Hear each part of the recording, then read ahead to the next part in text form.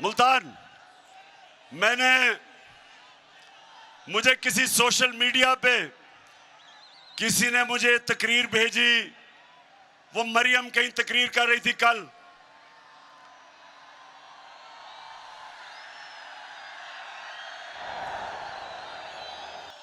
अब उस तकरीर जो मुझे भेजी सोशल मीडिया पे, उसमें उसने इतनी दफा और इस जज्बे से और इस जुनून से मेरा नाम लिया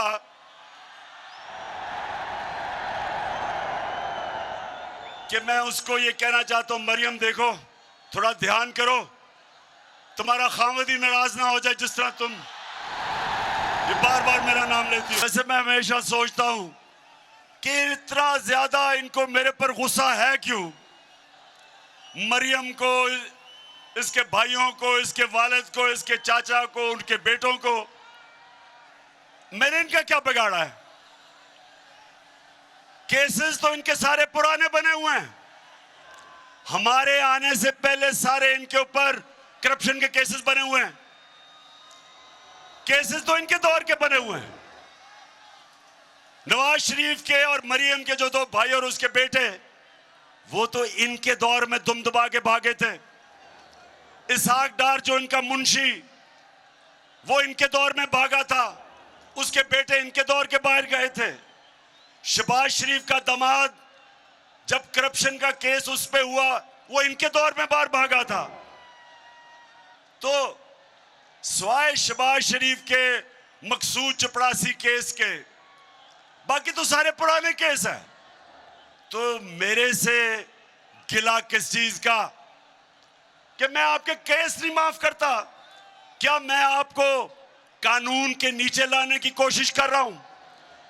क्या मैं आपको यह समझाने की कोशिश कर रहा हूं कि किसी भी महज़ब माशरे में सारों के लिए एक कानून होता है? पर मुल्तान के लोगों, मैं बार बार एक हदीस सुनाता हूं आपको। ये सब, और नौजवानों, ये सब अपने ज़हन में डाल लो कि हमारे नबी सल्लल्लाहु अलैहि वसल्लम ने कहा था कि जो कौम छोटे चोरों को जेलों में डालती है और बड़े डाकुओं को नहीं पकड़ती, वो तबाह हो जाती है। दुनिया में जो कौम गरीब है, जो भी गरीब कौमें हैं दुनिया में, जिधर गुर्बत है, वहां सारों में एक चीज है, सिर्फ वहां छोटे चोर जेलों में जाते हैं। बड़े डाकुओं को उनका इंसाफ का निजाम नहीं पकड़ सकता। आज तक हमारा अलमिया ये है कि हमारे मुल्क में बड़े बड़े डाकू ईवानों में चले जाते हैं और बेचारे छोटे चोर जेल में जाते हैं। जब मैं जनरल मुशर्रफ के दौर में अपनी आजाद अदलिया के लिए जब मैं तहरीक में शामिल हुआ और मुझे जेल में डाला, 8 दिन मैंने जेल में गुजारे। यकीन करो मेरे मुल्तान के शहरियों, वहां कोई मुझे ताकतवर डाकू नहीं नजर आया, सिर्फ बेचारे छोटे छोटे चोर नजर आए। जिसको 6 महीने रहना चाहिए था जेल में, वो 6 साल जेल में रह रहा था। और जब मैं नेशनल असेंबली में जाता था तो मुझे बड़े बड़े मुजरिम नजर आते थे, वहां डाकू नजर आते थे।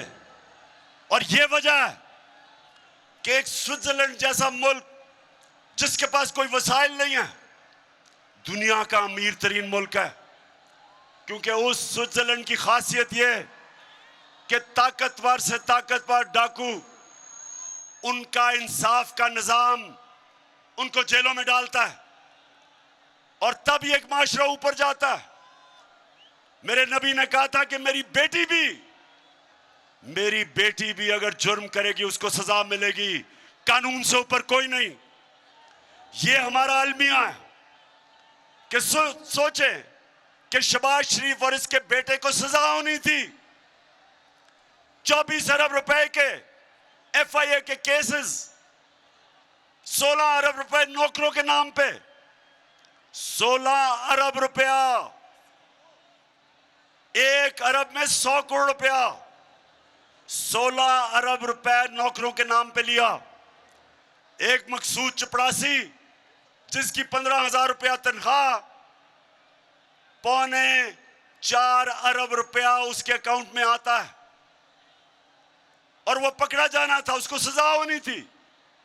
जब सजा होनी थी तो तभी जिन्होंने साजिश की उन्होंने पकड़ के उसको मुल्क का वजीर आजम बना दिया और वो छोटे को पंजाब का चीफ मिनिस्टर बना दिया। अब मुझे ये बता, मुल्तान के लोगों, मुझे ये बताओ कि क्या अल्लाह की बरकत उस मुल्क पे आ सकती है जिसमें बेचारे गरीब लोग, बेरोजगारी है, महंगाई है, बच्चे भूखे हैं, वो बेचारे मोटरसाइकिल चोरी करता है, साइकिल करता है, भैंस करता है, वो तो जेल में चला जाता है। तो जो अरबों रुपया मुल्क का चोरी करता है, अरबों रुपया चोरी करता है, उसको मुल्क का प्राइम मिनिस्टर और उसके बेटे को चीफ मिनिस्टर, वो मुल्क का कोई मुस्तकबिल नहीं है। इसलिए मैं आपके पास आया हूं।